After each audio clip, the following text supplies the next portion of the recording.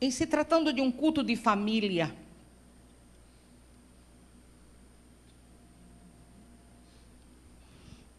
conversei com meu amigo. Senhor, o que nós podemos levar? Todos sabemos que as famílias,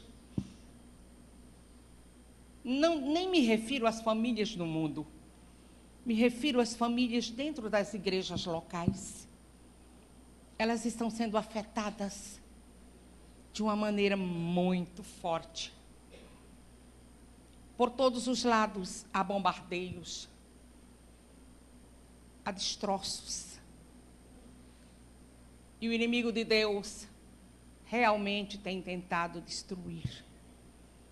E as 3 funções que Jesus disse que ele exerce, ele tem feito muito bem.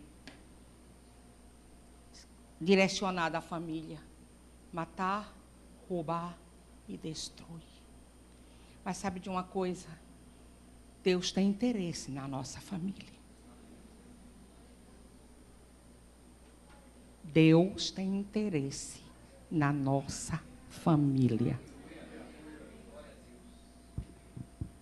Deus tem interesse na nossa família.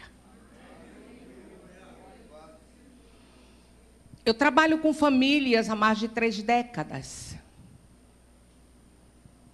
Pela misericórdia do Senhor.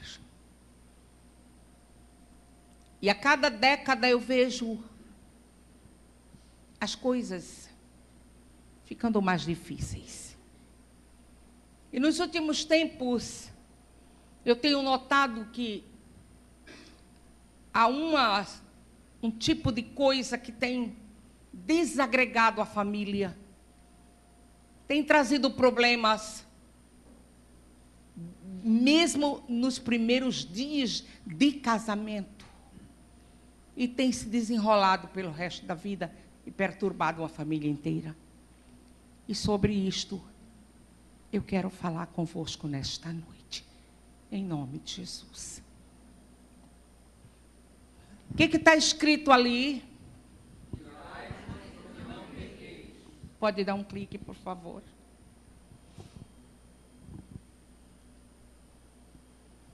Pode ler outra vez. Amados, uma arma poderosa que está sendo usada para a destruição da família é a ira, a raiva.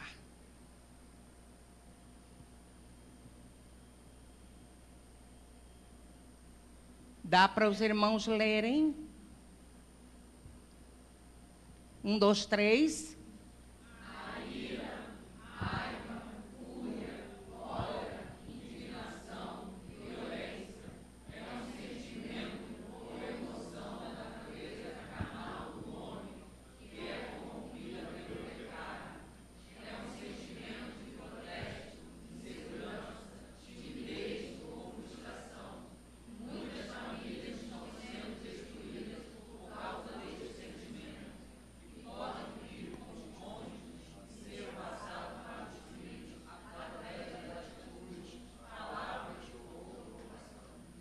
Os irmãos entenderam? Entenderam o que leram? Quando é que se manifesta na vida do ser humano esse sentimento de ira, de raiva? Quando? Por favor, quando? Alô? Quando é que se manifesta no ser humano a raiva, a ira? Hã? Quando alguma coisa sai errada. E em que fase da vida?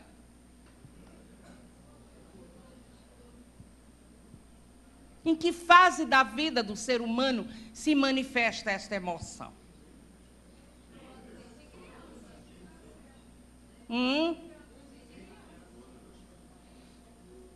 Vocês que são pais, nunca observaram vossos bebês com raiva, não é? Bebê não tem raiva não, minha gente. Logo muito novinho, eles já ficam com raiva, não? É ou não é? E por que se manifesta logo a raiva? Quando eles são o quê? Contrariados. Quando não se faz o que ele quer. Isto é uma manifestação do orgulho na natureza carnal nossa. A gente olha para um bebê de 2 meses, lindo. Ai, é um anjinho é um pecadorzinho. Não faça o que ele quer. Que já se manifesta o orgulho como raiva, que é um sentimento de quê? De revolta, de indignação. É assim ou não é, meus filhos? Então não tem como. Já vem desde o nosso princípio. E dependendo da situação em que essa criança foi gerada, a coisa é mais complicada. Se ela foi gerada de pais raivosos, o sentimento fica exacerbado. E é por isso que eu venho esta noite, em nome de Jesus, para falar para os jovens e adolescentes. Eu vi um grupo grande aqui. Não entrem no casamento sem tratar este assunto antes. Porque você vai prejudicar você, com quem você casar, sua família, a família da pessoa com quem você vai casar, e ainda vai prejudicar sua descendência. Precisamos cuidar disto. Precisamos cuidar disso. Uma coisa que nós colocamos é que as famílias estão sendo destruídas pelo sentimento que vem com os cônjuges, com os pais, passa para os filhos através das atitudes, palavras ou provocação. Um coração cheio de raiva vai falar o quê? E você vê mulheres, principalmente mães, mulheres mães, pegar seus filhos pequenos com tanta raiva, bater, xingar, extravasando o que está dentro de si. Se faz favor, minha menina. 1, 2, 3.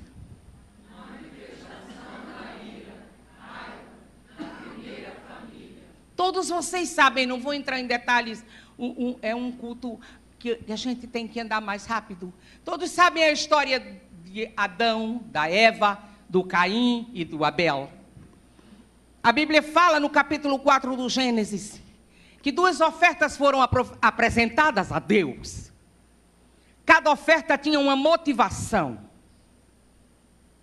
E o que aconteceu? O Caim não foi aceito na sua oferta por causa da sua motivação. Foi dito esta noite, se você não tem que ofertar, coloque o seu coração.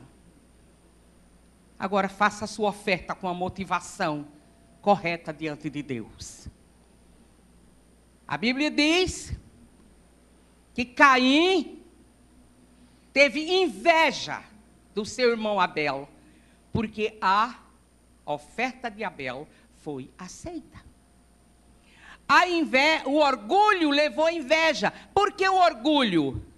Porque quando as coisas não são do jeito que eu quero, e eu me revolto, é a manifestação do orgulho que já vive na nossa natureza, e não tem como tirar.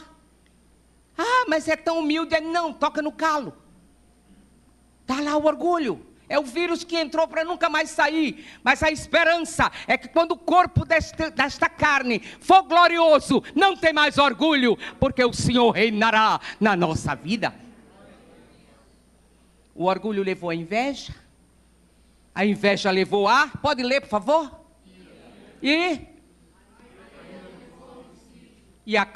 Redundou no sofrimento de toda a família.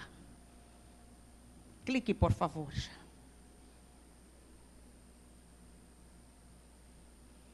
Um, dois, três.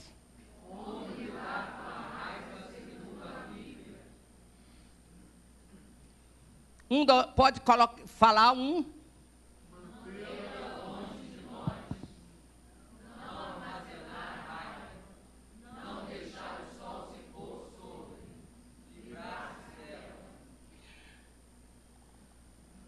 Efésios capítulo 4. Nós não podemos evitar de nos irarmos. Tem aqui alguém que pode dizer, eu nunca me irei na vida? Nós não podemos ser malucos. Todo mundo tem juízo. Efésios capítulo 4, versículo 31. Longe de vós,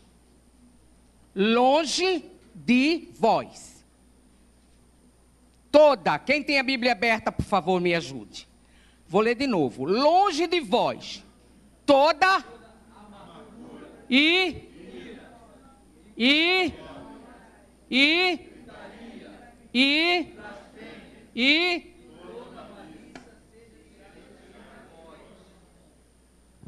é para deixar a dona ira na nossa vida, sim ou não?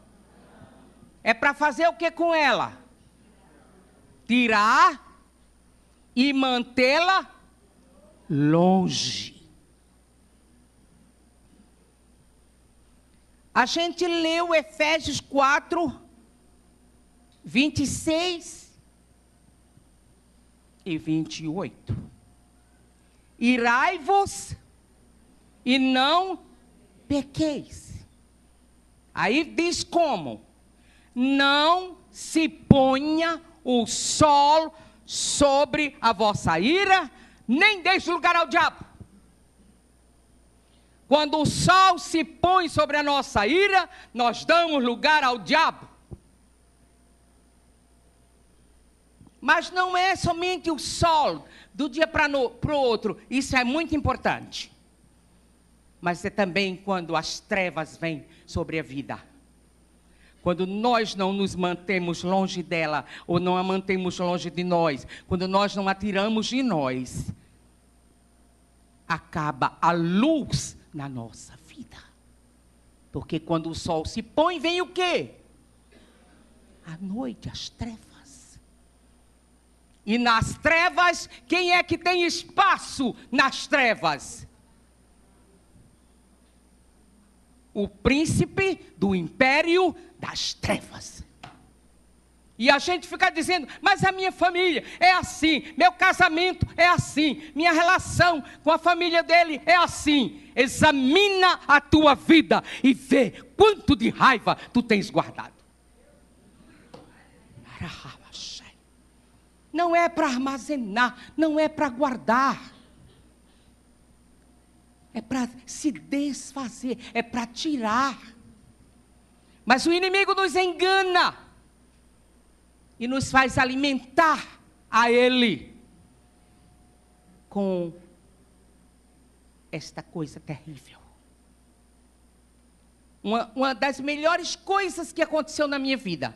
Eu estou casada há 51 anos. Tenho 3 filhos, 8 netos. Que temem a Deus. Glória a Jesus.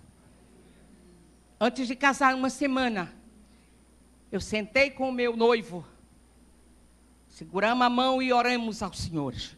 E dissemos, Senhor, não deixa a gente dormir nunca uma noite brigados. Porque a gente não sabe se aquela é a última noite. E imagina dormir brigado, você, minha irmã, que diz que é nervosa. Não é nervoso não, meu amor, é raiva guardada. E o Senhor quer te libertar hoje.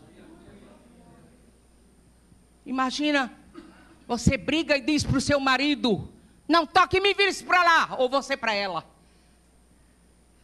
E naquela noite o Senhor chama um deles. Como é que vai ficar? Quando acordar que tocar, não tem mais como pedir perdão àquela vida. Já foi. E nós oramos. E sabe, irmão, Deus considera a intenção do coração. E eu posso dizer, na presença da Trindade, até hoje, nunca dormi uma noite brigada, chateada, discutida com meu marido. Problemas grandes. Até porque eu vivi isso na minha vida. Depois eu vou falar sobre este assunto. Mas quando a gente brigava, e às vezes a gente brigava até por causa da igreja. Acabava o culto, eu queria conversar, e ele queria ir embora.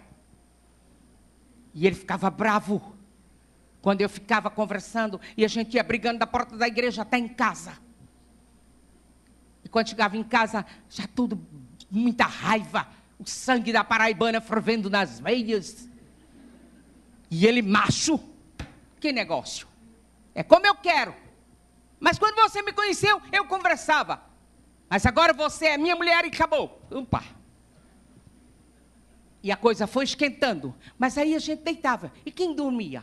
Ele levantava para banheiro. Eu levantava a beber água. Ele levantava a beber água. Eu levantava para banheiro. Até que, me perdoa, me perdoa. Eu amo você, eu amo você. Até o próximo culto, né?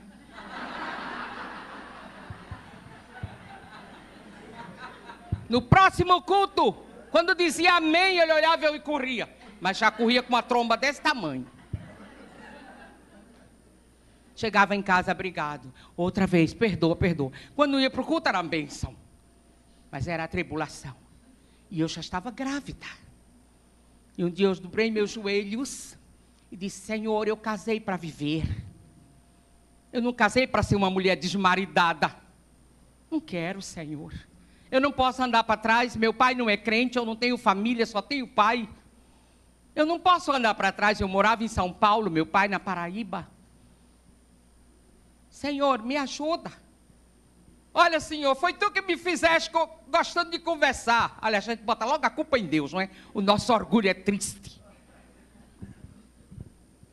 E aí o Espírito Santo disse assim, está escrito, vós mulheres, sede submissa aos vossos maridos. Vós, mulheres, sede submissa aos vossos maridos. Quer dizer que quando acabar o culto, tenho que estar do lado dele embora. De cara bonita. Aí eu disse, Senhor, então o Senhor faz o seguinte. Ou o Senhor me fecha, ou abre ele. Mas o Espírito Santo orou por mim, né? Eu não sei como foi que ele levou. E os dias passaram e teve um culto de sexta-feira. Quando acabou o culto, eu estava do lado deles. Tudo bem? Ele disse, hoje você pode ficar para conversar. Oh, glória! Amados, como é bom obedecer a Deus. E Deus foi trabalhando, trabalhando. E foi de um jeito que acabava o culto, ele tinha conversa para toda a gente, e eu também. E depois a gente tinha um código. Ei, João 7,53. Porque já tinha apagado a luz da igreja. João 7,53 está escrito. E cada um foi para a sua casa. Mas o Senhor me ajudou a não deixar a raiva destruir minha relação, meu relacionamento, debaixo do sangue de Jesus. Não deixe o sol se pôr. Livre-se dela. Clique, por favor, minha filha.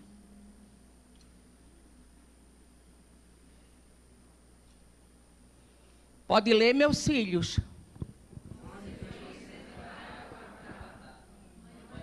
Não, está tão feio. Essa igreja fala tão bonito. Consequência. 1, 2, 3. Assim. 1.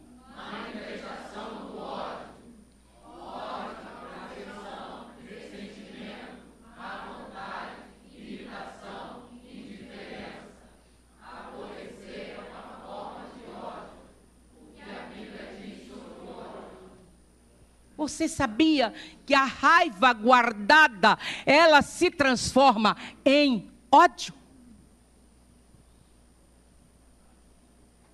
Começa com a mágoa, a amargura, e a raiva está lá guardada, e o lixo vai ruminando, vai fermentando e se transforma em ódio. E quando o ódio entra numa vida, Deus vai embora. Escute, amor e ódio não vivem juntos. Amor e ódio não moram na mesma casa. Ou nós amamos, ou nós odiamos. Não tem meio termo. O ódio é uma aversão que se sente em relação ao outro, por causa de ressentimento, é uma má vontade. E uma coisa que muita gente desconhece, o Senhor disse-me a mim: a indiferença é uma manifestação de ódio. Quando alguém, me guarda Jesus, quando alguém me faz alguma coisa, e me feriu profundamente, e eu falo assim, não quero mais negócio. E quando alguém pergunta para mim, e fulana ser assim, para mim nem cheira nem fede. Para mim é indiferente. Você sabe o que aconteceu? O ódio que Deus me guarde do meu coração matou aquela pessoa. Só o morto é que não faz diferença. E o que a Bíblia diz em 1 João, capítulo 3?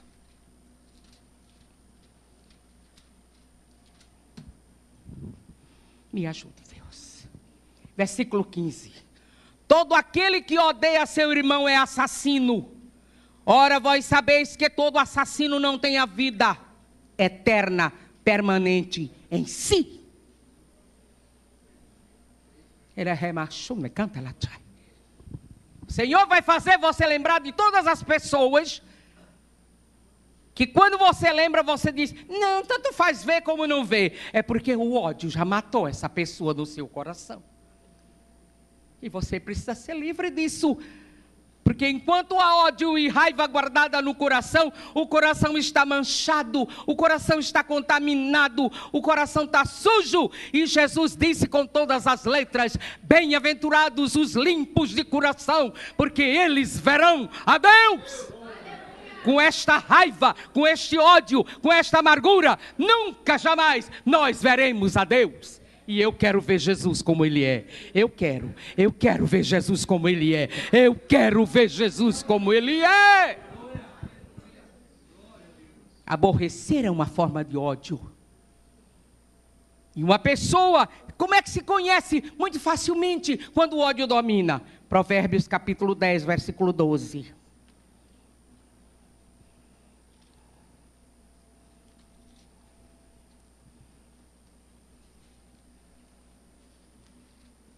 O ódio excita contendas, mas o amor cobre todas as transgressões. Glória a Jesus. Tem gente que briga por tudo. E dentro das igrejas locais e nas famílias. E às vezes tem sempre alguém que a gente já conhece. Aquela ali tem que ter cuidado de esperar a hora como falar. Porque senão vai virar uma contenda. Uma pessoa que briga com todo mundo, irmãos, é uma pessoa cheia de ódio. Não tolera nada. O amor cobre transgressões. O amor é tolerante. A Bíblia diz em 1 Coríntios 13 que o amor tudo sofre, tudo suporta. Agora o ódio fica aqui, a raiva guardada.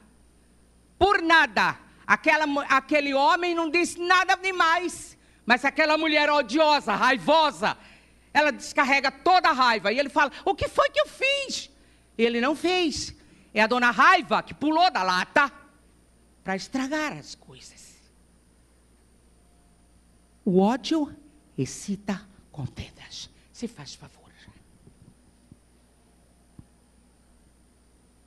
1, 2, 3, pode ler bonito?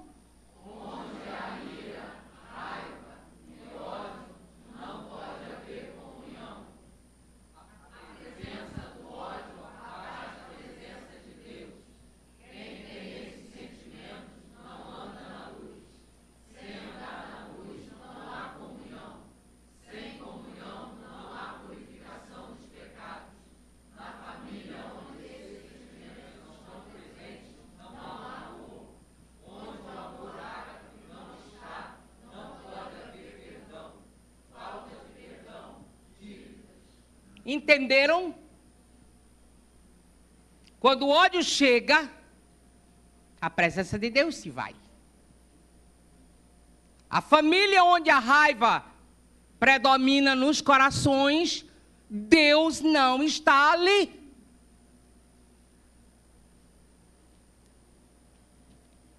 Pode a pessoa dizer, eu sou evangélico, eu sou cristão.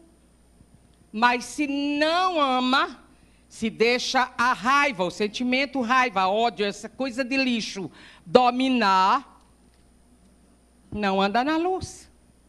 Olha o que diz a palavra. 1 João, capítulo 2, versículo 9. Quem tem a Bíblia aberta pode ler junto, 1, 2, 3. Junto, 1, 2, 3. Aquele...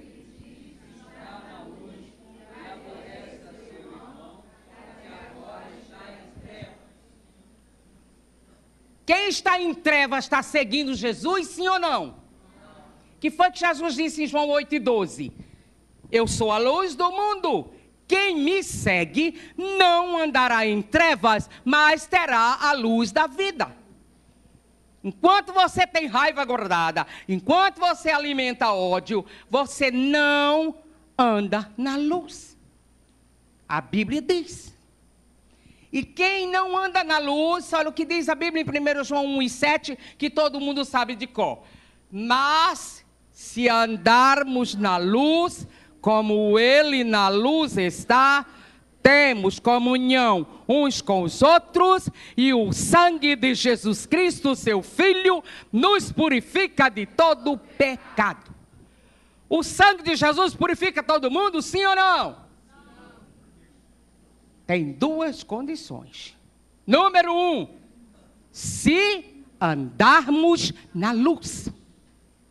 E a gente viu que quem aborrece, quem odeia, que tem esse sentimento, anda na luz. Então, já não cumpriu a primeira parte. Se andar na luz, tem comunhão. Quem tem comunhão anda em contenda?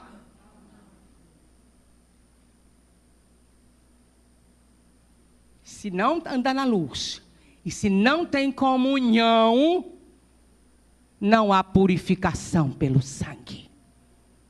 O sangue tem poder de purificar, mas Deus honra a palavra. Quando Ele impõe condições, as condições têm que ser observadas.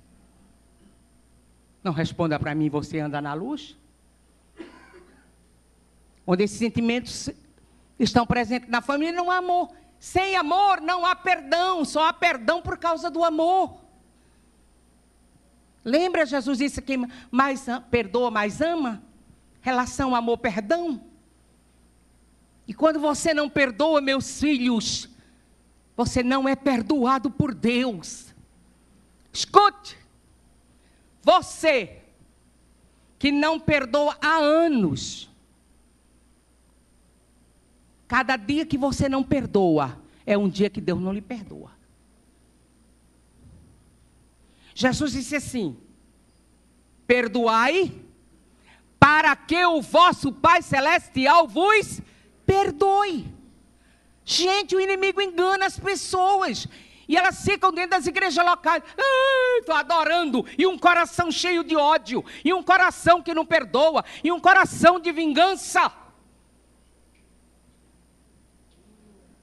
E muitas vezes, mas é pessoa de oração, é mulher de oração, é mulher de oração. A Bíblia diz em 1 Timóteo capítulo 2, quero que os homens orem em todos os lugares. Mas não fica só aí. Como é que tem que orar? Qual é a condição de eu poder orar em todo lugar, no meio da rua, em qualquer lugar? Qual é? Está aqui. Abra sua Bíblia, por favor, em 1 Timóteo capítulo 2. Versículo 8. Quero, portanto, que os homens orem em todo lugar. Você tem a Bíblia aberta já? Como é que é para orar? Levantando mãos sem... Será que é todo mundo que pode levantar as mãos? Será que é todo mundo que está podendo orar? Com o coração cheio de raiva do marido? Com o coração cheio de raiva da sogra? Com o coração cheio de raiva da nora? Da tia Mariquinha?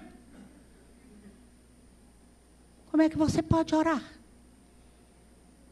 Aí diz assim, mas Deus não ouve a minha oração. Se meu coração está com ira e contenda, aí eu caio no Salmo 68. Amados, eu não sei andar sem Bíblia, não. Tem que ser com Bíblia. Entra no Salmo 68. 66, aliás.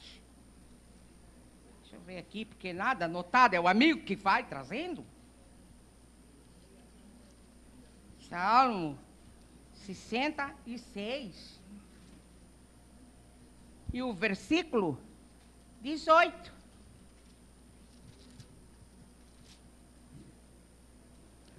Se eu atender a iniquidade no meu coração, o que é que acontece? Um coração com ira e contenda está limpo? Impede ou não impede a oração? E agora tem uma certa determinada pessoa que canta, Deus não rejeita a oração. E a Bíblia diz, se meu coração está sujo, Deus não vai receber a oração. Como é que fica? Cuidado com o que vocês cantam, minha gente. Não cantar o que não é. E quando a gente não perdoa a dívida, é uma coisa mais corriqueira. Famílias em dificuldades financeiras. Buraco. Por falta de perdão. É uma coisa triste. Quando eu vivia, eu e o meu marido, aprisionado pelo ódio, em especial eu. A nossa vida financeira era um buraco. Nós vivíamos na igreja. Trabalhava muito para o Senhor. Agora, trabalhava no Senhor, quem estava aqui ontem de manhã sabe dessa diferença. Porque quem tem um coração cheio de raiva, de ódio, pode trabalhar para o Senhor. A oração não trabalha no Senhor, né? Para trabalhar nele tem que coração limpo. Aleluia. Glória a Deus. E a nossa vida era assim, meu marido pedia 13º, adiantado, 14º. E era um buraco. E o destruidor tomava conta de tudo. A ponto de, na igreja da Lapa, num culto de Santa Ceia, no sábado à noite, ele tinha recebido dinheiro, Deus é tão bom que tinha deixado de fazer a feira. E o resto do aluguel estava tudo no bolso dele. Os ladrões entraram, roubaram até os trocados do bolso dele, na secretaria da igreja. Agora, quer ouvir uma coisa? O tesoureiro tinha todos os dízimos e ofertas dentro de um livro lá. Aqueles bandidos abriram o livro, jogaram para baixo e para cima e não levaram um centavo da casa de Deus. Poxa, deviam ter um glória a Deus, né? Puxa vida. Entendeu? Porque o inimigo tem devorador, ele tem todo o direito no dinheiro de quem não perdoa. E essa é uma palavra para alguém aqui que está perguntando, por que eu não saio do rombo? É o teu coração que não está pronto a perdoar. Deus não te perdoa. E ai de nós, quando o perdão de Deus não nos alcança. Imagina, hoje eu já pequei tanto. Se Deus não me perdoar, como é que vai ser se Jesus vier essa noite? Só o coração limpo vira Deus. Clique, por favor. Vamos lá, 1, 2, 3.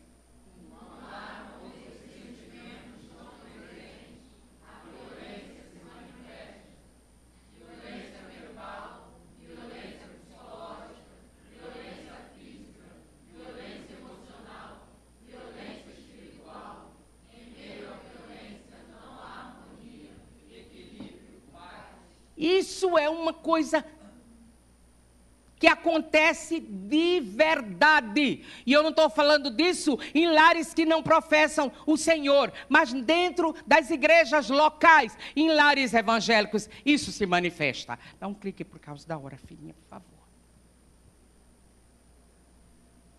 1, 2, 3.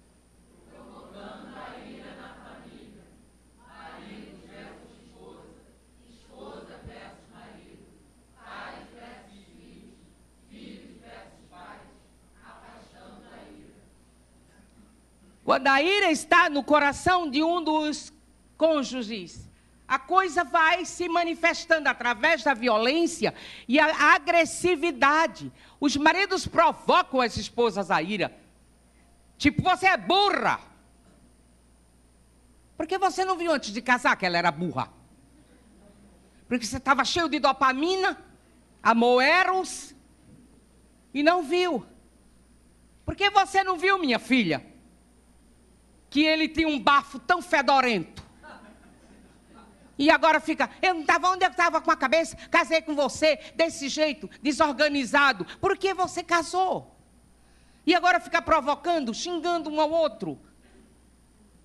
A Bíblia diz que os maridos não devem se irritar com as suas mulheres. Amém, mulheres? Amém, amém fraco. Colossenses 3,19. Não é para provocar esposa, provocar marido, pai provocar filho. A Bíblia diz em Efésios 6:4 que os pais não devem provocar os filhos à ira. E nós provocamos, irmãos. Nós vamos dar conta. Porque nós plantamos ira nos nossos filhos. Quando nós mentimos para eles. Vai levar um menino no dentista. Olha, abre a boca que não vai doer. Quando a injeção entra, ele olha para a cara dela, sua mentirosa. Entendeu? Promete e não cumpre, provoca a ira. E nós depois queremos que os nossos filhos não sejam pessoas doentes com esse sentimento. Filhos provocam a ira dos pais, mas a gente tem que fazer o que com a raiva? Fazer o quê? Mantê-la longe de nós. Clique, por favor. 1, 2, 3.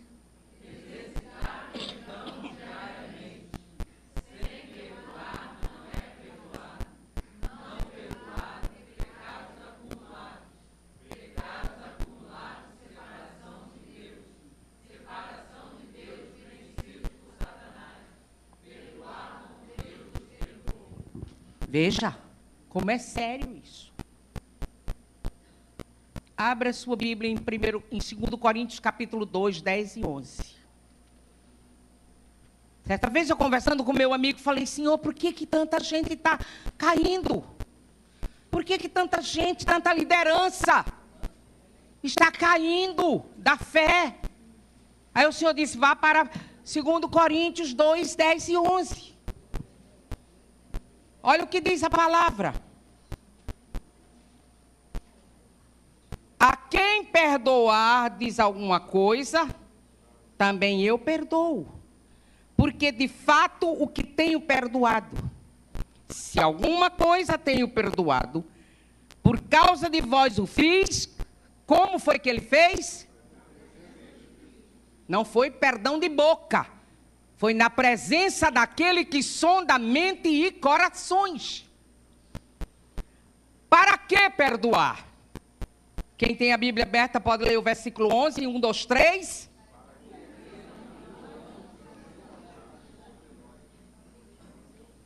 Para quê?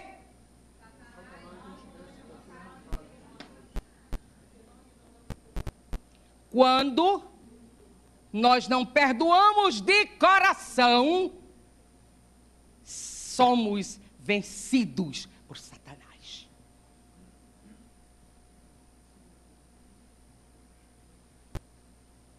Jesus vem, meus filhos. E em Cristo nós somos mais que vencedores. Mas precisamos fazer o que a Bíblia diz. E perdoar como Deus nos perdoa. Efésios capítulo 4 e o versículo 32. Antes sede uns para com os outros benignos, compassivos, perdoando-vos uns aos outros, como também Deus em Cristo vos perdoou. Por favor, minha filha, dá um clique.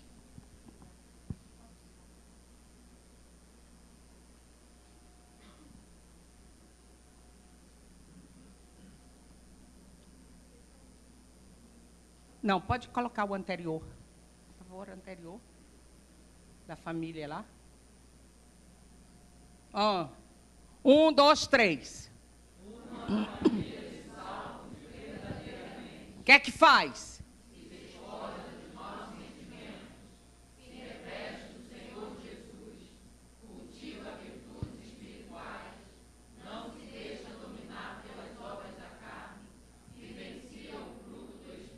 Você quer uma família abençoada?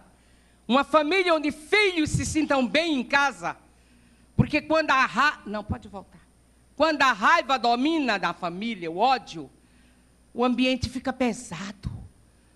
As crianças chegam o fim de semana, posso ir para casa da avó? Posso ir para casa da tia? Posso ir para casa do amigo? Porque não querem ficar no ambiente. É pesado.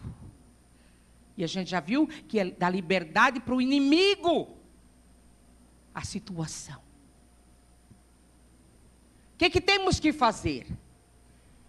Nos despojarmos. Se faz favor, Colossenses capítulo 3.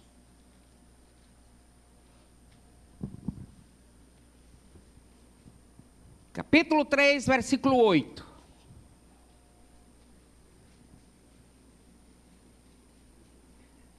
Vamos lá?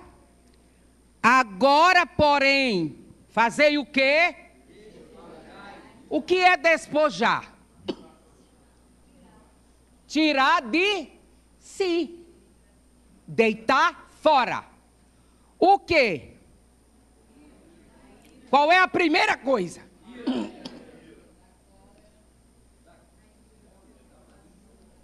A lista começa com o quê? Depois vem o quê? Depois.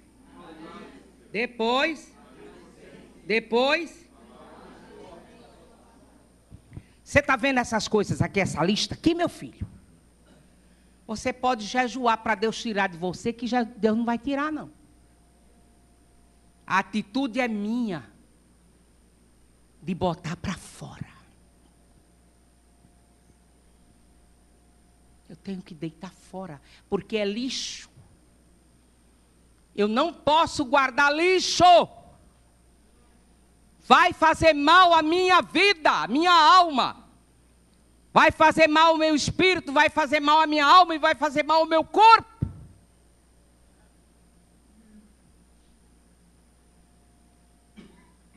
Eu fui no Hospital do Câncer, no Pernambuco, lá no Recife. O andar onde tem as mulheres que vão arrancar peito, já arrancaram peito, vão fazer isso, tanta coisa. É tanta mulher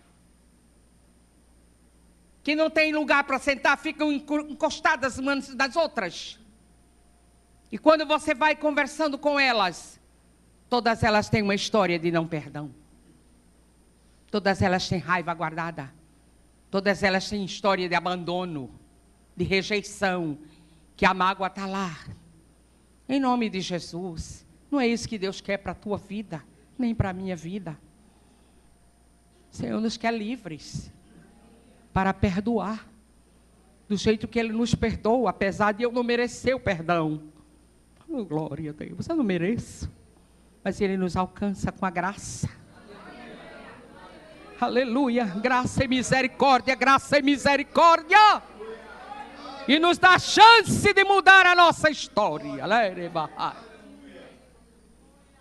A Bíblia Sagrada diz em Romanos capítulo 13, versículo 14. Mas agora revestivos do Senhor Jesus Cristo. E não tenhas cuidado da carne com as suas paixões e concupiscências. Quando nós nos revestimos do Senhor Jesus, meus amados, as coisas já não nos ferem mais. Aleluia. Porque veja, esta aqui sou eu. E esta Bíblia é o Senhor. Se eu fico revestida, eu estou dentro dele. Quando as pancadas vêm, bate primeiro em quem? Aleluia. Sabe por que a gente é tão sensível e se magoa com tudo? Porque a gente ainda não se revestiu dele. Quando a gente está revestido, a gente sente o impacto, mas a dor maior quem sente é ele. Aleluia. Ele nos poupa. Mas a gente nós temos que nos revestir dele, deixar que ele realmente nos revista. E a atitude é minha de me revestir dele. A Bíblia diz, revesti-vos. Preciso das virtudes para viver uma vida de bom relacionamento na minha família. Colossenses capítulo 3. Isto aqui é fundamental. Que é uma atitude nossa também. Colossenses 3:12. Revesti-vos, pois, como eleitos de Deus, santos e amados, de ternos afetos de misericórdia, de bondade, de humildade, de mansidão, de longanimidade. Se você quer ter uma família abençoada, todo dia precisa se revestir dessas virtudes. Quando eu saio do meu quarto, eu me sinto um robô. Porque tudo que a Bíblia diz, revesti-vos, eu tomo para mim, vou me revestir. Me revisto do Senhor Jesus, me revisto de toda a armadura de Deus, me revisto do fruto do Espírito, me revisto de humildade, porque o que está lá fora é muito pesado. E sem revestimento não dá. E quando a Bíblia diz, revesti-vos, é atitude nossa. A única coisa que nós dependemos para ser revestidos é quando somos revestidos do Espírito Santo. Ali o Senhor diz assim, vocês vão ser revestidos. Não é atitude nossa, mas aqui nós precisamos. Eu desafio você a exercitar o que a palavra de Deus diz, e a sua família vai ser transformada, que vai causar espanto e surpresa a muitos à sua volta. Suportai-vos uns aos outros, perdoai-vos mutuamente, caso alguém tenha motivo de queixa contra o trem. Assim como o Senhor vos perdoou, assim também perdoai vós. Acima de tudo isto, porém, esteja o amor, que é o vínculo da perfeição. Não se deixe dominar pelas obras da carne, mas se encha do Espírito. Viva uma vida no Espírito, onde o fruto do Espírito transborde no meio da família. Louvado seja Deus. Porque senão, irmãos, quando a trombeta tocar, pode dar a conclusão, por favor? Como é que nós vamos aparecer diante deles? Porque a Bíblia diz que todo o nosso espírito e alma e corpo devem ser conservados irrepreensíveis para a vinda de nosso Senhor Jesus Cristo. Vamos ler a conclusão, porque eu ainda tenho 5 minutinhos para um testemunho rápido. 1, 2, 3.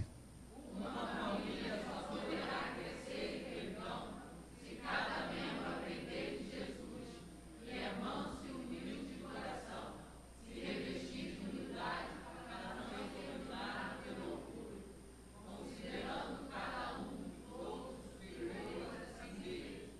Assim a promessa de Deus se cumprirá. 1, 2, 3. O meu povo habitará em moradas de paz, em moradas bem seguras e em lugares quietos e tranquilos. Amém? Amados, eu sou um testemunho vivo do que é ser uma pessoa dominada pelo sentimento da raiva e do ódio. Na minha história, eu não vou dar testemunho de história de vida. Só quero dizer para vocês que eu nasci em um lar onde o pai não era crente, a mãe era crente. Sou filha única daquela mulher doente, terceira filha, as duas antes morreram dela. As filhas antes morreram. E quando eu nasci, minha mãe pediu, Deus, deixa uma semente minha na terra. E meu pai me rejeitou ao nascer, porque eu nasci mulher. E de pequenininha, com 2 anos, eu ouvia meu pai dizer, é uma desgraça na minha vida, porque é fêmea. E eu desenvolvi muito cedo um sentimento de autorrejeição. Depois, quando eu tinha 5 anos, a minha mãe partiu para o Senhor. Eu sofri abuso aos 4 anos de idade. E a minha história, já na minha infância, era cheia de raiva. Depois que a minha mãe morreu, que eu fiquei só com meu pai ficou jogando meio para casa de um, para casa de 2. E eu fiquei 7 anos bolando. E em cada lugar eu era maltratada, eu apanhava, eu sofria. Mas tinha uma coisa, minha mãe antes de morrer disse, Jesus vai cuidar de você. E quando as coisas ficavam muito difíceis, eu dizia, Jesus, minha mãe disse que o Senhor ia cuidar de mim. E aí o Senhor fazia eu sair daquela aflição e eu ia para o outro lado. Até que fiquei na adolescência, meu pai casou. Mas eu já desenvolvia muito ódio no meu coração. de tudo que eu havia passado e principalmente do meu pai pela minha rejeição. Com 12 anos eu tive que ir para dentro de uma construção civil, ser ajudante de pedreiro do meu pai, porque eu queria mostrar para ele, no meu orgulho, que eu podia fazer uma coisa que macho fazia. E eu dou glória a Deus por isso, que aquela lata de massa que eu carreguei, e aquelas traços, e tudo aquilo ajudou a minha musculatura paravertebral, que hoje eu não tenho nenhum problema de coluna, eu não tenho osteopenia, eu não tenho osteoporose, porque meus ossos ficaram fortes. Deus transforma maldição em bênção. E eu tenho uma história familiar de patologia mental. E aos 15 anos, eu comecei a sofrer de depressão. Foram 27 anos afundada no poço da depressão. Eu vivia dentro da igreja, de carteirinha, nunca fui excluída, trabalhava muito para o Senhor, mas não trabalhava no Senhor. E se Jesus tivesse vindo, eu não teria subido com ele, porque o meu coração era sujo. Por fora, eu era uma referência. Meu pastor me apresentava nas moças como referência. Mas ninguém nunca perguntou como ia a minha alma. Ninguém nunca perguntou porque eu tomava remédio controlado. Ninguém nunca perguntou porque eu não me socializava. Ninguém nunca perguntou como ia a minha alma. Porque nosso orgulho nos leva a viver isolados. E a gente diz, o problema dele é com ele, mas a Bíblia diz que nós somos corpo. E você e eu precisamos ter sensibilidade para perceber quando alguém chega aflito, cansado, desesperançado.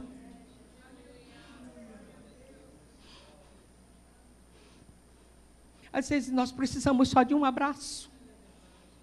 Às vezes nós precisamos só de um toque. Esse nosso orgulho nos torna indiferentes ao sentimento alheio e nós só vemos a nossa necessidade. E eu fui afundando e casei-me cheia de raiva, de ódio. E aquilo trouxe problemas na minha gravidez, porque o emocional arrebentado.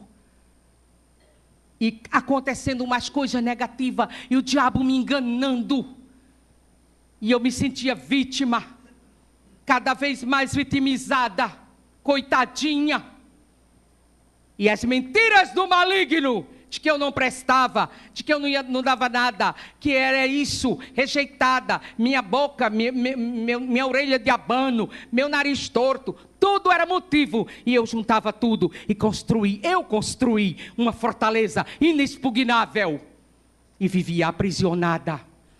Porque aí, irmãos, eu sofria de depressão espiritual, por causa do meu orgulho, no meu espírito, em não me aceitar como eu era. Quando nós não nos aceitamos como Deus nos fez, nós estamos em um caminho de rebelião. E rebelião é como pecado de feitiçaria. É porque Deus não fez como eu queria, isso é idolatria. O meu ego está tomando o lugar de Deus. Isso é depressão espiritual, quando você não se aceita como é.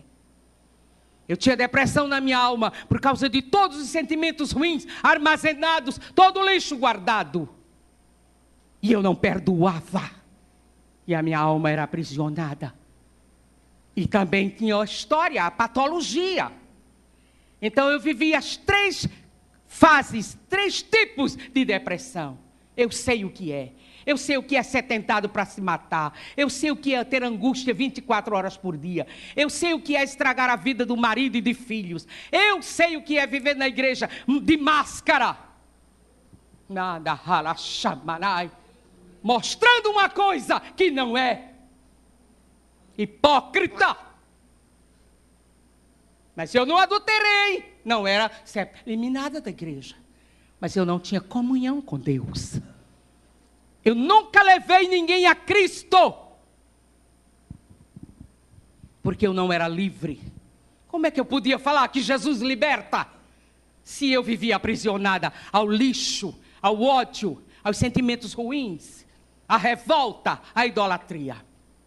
Mas eu louvo a Deus, que minha mãe disse, Jesus vai cuidar de você. E um dia, eu pude ouvir a voz do Espírito Santo. Aleluia. Aleluia, aleluia, aleluia, aleluia. E ele me convenceu do pecado. Porque a gente que vive dentro da igreja, nascida e criada no evangelho, a gente acha que não tem pecado. Você sabia que a pessoa que nasce e se cria no evangelho tem mais dificuldade de perdoar do que quem viveu no mundo? Porque parece que quem vem do mundo experimenta um perdão maior. Mas todos somos miseráveis pecadores. E carecemos da graça. E o Senhor me levou pela fé ao Calvário. E eu me enxergava uma miserável pecadora, sem a glória de Deus, sem a presença do Senhor.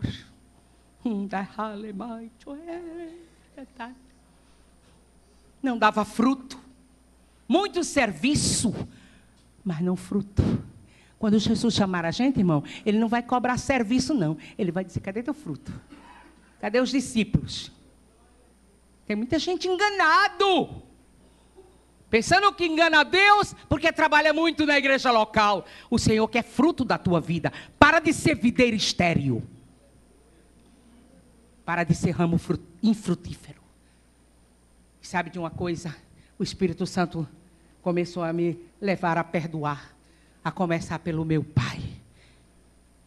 E muitas vezes, quando eu falava o nome de alguém, rangia os dentes assim. Tanta raiva, tanto ódio. E sabe o que acontecia? O Senhor disse sim, porque eu vivia em tratamento psiquiátrico constante. Eu fui funcionária da Prefeitura de São Paulo, e lá minha ficha na psiquiatria era um calhamaço. E o Senhor disse assim, tem que tirar o lixo, deitar fora, e encher com água limpa.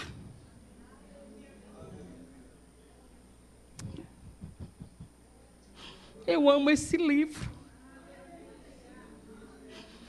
Essa palavra lavou a minha alma. Transformou a minha vida. Me fez nova criatura. A patologia vive do controle. Eu vivo o sobrenatural de Deus. Eu vivo o sobrenatural de Deus. Se o Senhor me chamar aqui, ninguém ore para eu voltar. Porque eu vou ver a Deus. Eu vou estar com meu Pai. Eu vou estar com meu amado. Porque quanto mais água, mais limpo é o terreno. Nós precisamos nos esvaziar do lixo para poder encher com água. Não adianta tentar botar a água onde tem muito lixo. Não. Tem que tirar, como a Bíblia manda, despojar. E depois se encher. Jamais você será cheio do Espírito se você não for cheio da palavra. Entendeu? Primeiro você tem que se encher da palavra. E a palavra é Jesus. Quanto mais cheio de Jesus, mais cheio do Espírito, e mais guiado pelo Espírito, e mais viver no Espírito, e mais andar em Espírito, e mais orar no Espírito, e mais servir no Espírito, e vamos até que venha Jesus.